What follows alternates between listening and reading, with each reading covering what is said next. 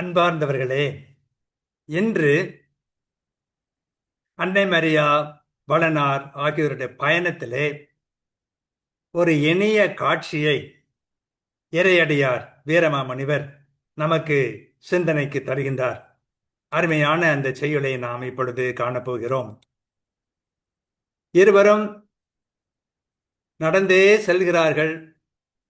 அப்படி நடந்து செல்லும் பொழுது களைப்பு மேலிடுகிறது.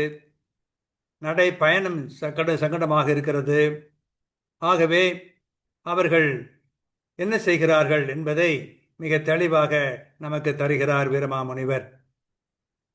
தாழ்வுரு வருத்தம் ஓம்பி தலைவெறு கதலி முற்றி நீழ்வுரு கனிகள் மாந்தி நெடும்பசி பரிவும் ஆற்றி வாழ்வுரு கதிரால் எங்கும் மல்கிய இருளை போழ்ந்து கோளுரு திங்கள் வான்மேல் குளிர்முகம் காட்டிற்றன்றே என்று இந்த அருமையான செய்யுள் அமைகிறது என்று பார்க்கிறோம்.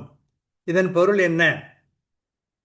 நடையால் தம் கால்கள் கொண்ட வருத்தத்தை தீர்த்து கொண்டு இலைகளால் தலை விரித்து நின்ற வாழை மரத்தில் முற்றி நீண்டு கிடந்த பழங்களை உண்டு நெடுநேர பசு துன்பத்தையும் போக்கிக் கொண்டனர்.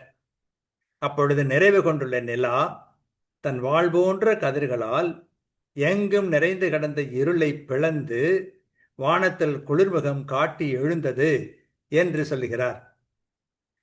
மரியாவுக்கும் வளனாருக்கும் நெடுந்தூரம் நடந்து வந்த களைப்பு நீங்குகிறது. முற்றிய வாழைப்பழங்களை உண்டதால் பசி அகல்கிறது. அதை கண்ணுற்ற நிலா குளிர்ந்த கதிர்களை மண்மீது வீசி மகிழ்ந்து எழுகிறது என்பதை மிக அருமையாக வீரமாமுனிவர் நமக்கு காட்டுகிறார்.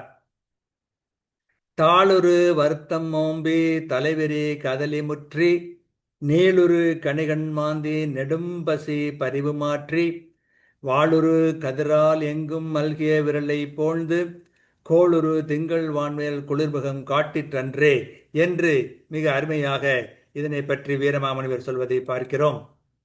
அதாவது அன்னை மரியாவும் வளனாரும் நீண்ட பயணம் செய்கிறார்கள்.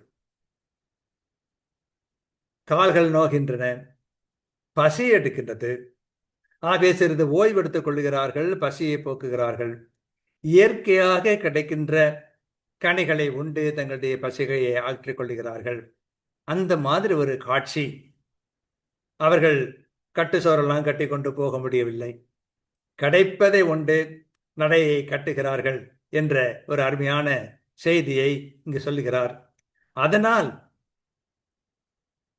நிலவே குளிர்ந்து போகிறது, மகிழ்ந்து ஒளி வீசுகிறது என்று தன்னுடைய கற்பனையை வீரமாமுனிவர் காட்டுகிறார் என்று பார்க்கிறோம்.